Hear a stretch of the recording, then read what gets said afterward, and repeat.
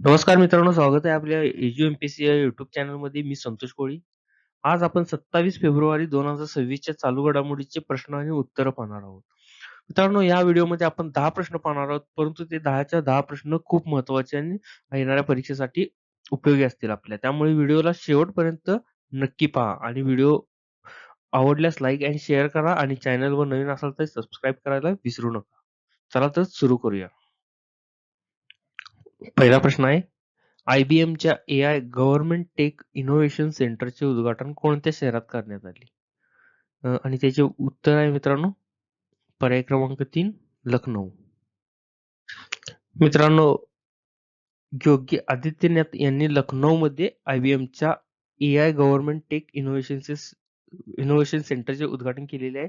कोणी केलेले आहे? तर योगी आदित्यनाथ. योगी आदित्यनाथ कोण आहेत? तर ते आहेत उत्तर प्रदेशचे मुख्यमंत्री आणि उत्तर प्रदेशची राजधानी काय आहे? तर ती आहे लखनौ. आणि आता या उपक्रमाचा उद्देश काय आणि याचा फायदा काय होणार आहे?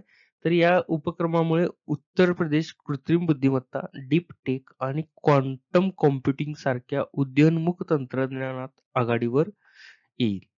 त्यामुळे ह्या एआय गव्हर्नमेंट टेक इनोव्हेशन सेंटरचे उद्घाटन श्री योगी आदित्यनाथ यांनी केलेले आहे. प्रश्न क्रमांक 2 आहे. कोणत्या राज्य सरकारने बेरोजगार तरुणांना आधार देण्यासाठी युवा साथी योजना 2026 सुरू केली आहे?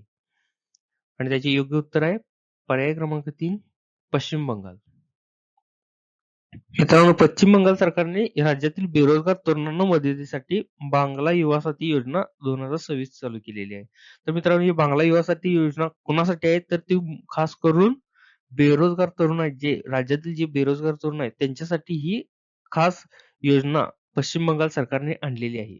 आणि आता या योजनेअंतर्गत काय फायदा होणार आहे? तर या योजनेअंतर्गत पात्र बेरोजगार तरुणांना संक्रमणकालीन आर्थिक सहाय्य म्हणून किती दरमहा देणार आहेत? तर ₹1500 इतका भत्ता हा बेरोजगार तरुणांना दिला जाणार आहे. तर मित्रांनो, पश्चिम बंगालचे मुख्यमंत्री कोण आहेत? तर ती आहेत ममता बॅनर्जी आणि राजधानी काय आहे? तर ती आहे कोलकाता. चला तर पुढचा प्रश्न पाहूया. आजचा आपला प्रश्न क्रमांक 3 पाहूया. कोणत्या राज्यात नुकतेच एरोस्पेस रिसर्चसाठी सेंटर ऑफ एक्सलन्सचे उद्घाटन झाले? आणि याचे योग्य उत्तर आहे पर्याय क्रमांक 3 गुजरात. मित्रांनो, एअरबस आणि GSV यांनी गुजरातमध्ये एरोस्पेस रिसर्चसाठी सेंटर ऑफ एक्सलन्सचे उद्घाटन केलेले आहे. कुठे केलेले आहे? तर ते गुजरातमध्ये केलेले आहे. आणि याचा उद्देश काय आहे? तर कौशल्य विकासाद्वारे भारताच्या एरोस्पेस इकोसिस्टमला बळकटी देण्यासाठी ह्या सेंटरचे उद्घाटन केलेले आहे. मित्रांनो, लक्षात ठेवा, गुजरातमध्ये हे सेंटरचे उद्घाटन झालेले आहे. आता आपण पुढचा क्वेश्चन पाहूया. आजचा आपला प्रश्न क्रमांक 4 आहे. आंतरराष्ट्रीय विद्यार्थ्यांसाठी भारतातील कोणते शहर सर्वात परवडणारे आहे? आणि याचे योग्य उत्तर आहे पर्याय क्रमांक 1 दिल्ली. अधिक माहिती जाणून घेऊया. मित्रांनो, नुकताच एक अहवाल प्रसिद्ध झाला. Night frank India, Deloitte India आणि क्वाक्वेरेली सायमन्स QS यांनी संयुक्तपणे एक अहवाल प्रसिद्ध केला मित्रांनो. आणि यात भारताचे 155 दशलक्ष विद्यार्थी आदेश ह्या शीर्षकाखाली म्हणजे हे नाव असलेल्या अहवालात, ज्यामध्ये त्यांनी अधोरेखित केले की नवी दिल्ली जगातील सर्वात परवडणारे विद्यार्थी शहर म्हणून उदयास आलेले आहे. मित्रांनो, हा खूप महत्वाचा अहवाल आहे परीक्षेसाठी. आता प्रश्न क्रमांक 5 पाहूया. मित्रांनो, प्रश्न क्रमांक 5 आहे. भारतातील पहिला व्यापक कार्बन व्यापार कार्यक्रम कोणत्या संस्थेद्वारे राबविला जात आहे?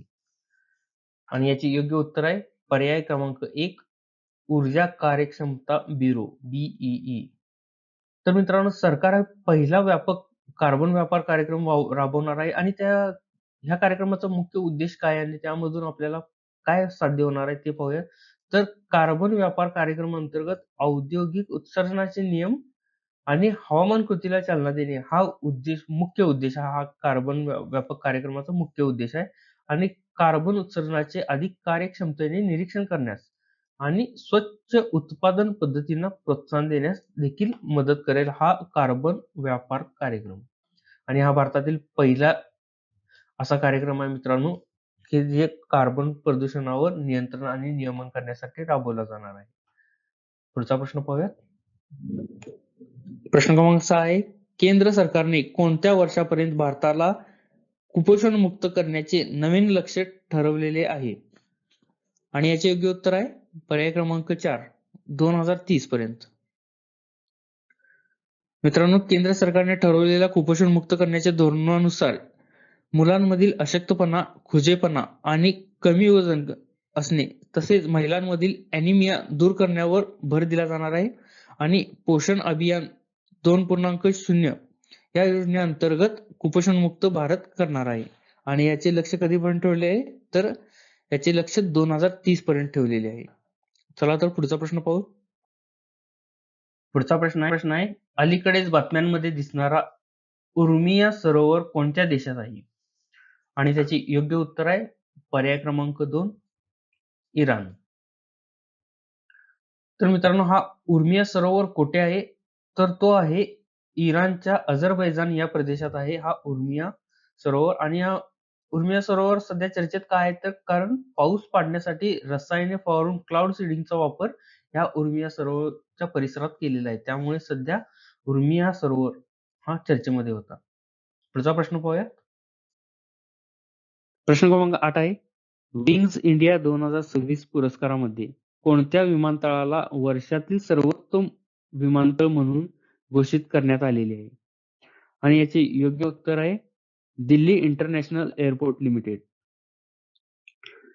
दिल्ली आंतरराष्ट्रीय विमानतळ लिमिटेडद्वारे संचलित दिल्लीच्या इंदिरा गांधी आंतरराष्ट्रीय विमानतळाला सर्वोत्तम विमानतळ म्हणून घोषित करण्यात आले. दिल्लीच्या इंदिरा गांधी आंतरराष्ट्रीय विमानतळाला हा पुरस्कार देण्यात आलेला आहे मित्रांनो. आणि हा पुरस्कार कोणी आयोजित केला होता तर हा पुरस्कार नागरी विमान वाहतूक मंत्रालयाने आयोजित केलेला होता. आणि या कार्यक्रमाचे नाव काय होते तर विंग्ज इंडिया 2026 ह्या पुरस्कारामध्ये आणि वर्षातील सर्वोत्तम विमानतळ म्हणून घोषित करण्यात आली. चला तर पुढचा प्रश्न पाहूया. प्रश्न क्रमांक 9 पाहू. 2026 पर्यंत भारतात किती रामसर स्थळे आहेत? आणि त्याचे योग्य उत्तर आहे पर्याय क्रमांक 4, 96. मित्रांनो, आता भारतात 96 रामसर स्थळे आहेत जी पाणथळ जागा आणि निसर्गाचे संरक्षण करण्यासाठी देशाच्या जोरदार प्रयत्नांचे प्रतीक आहे.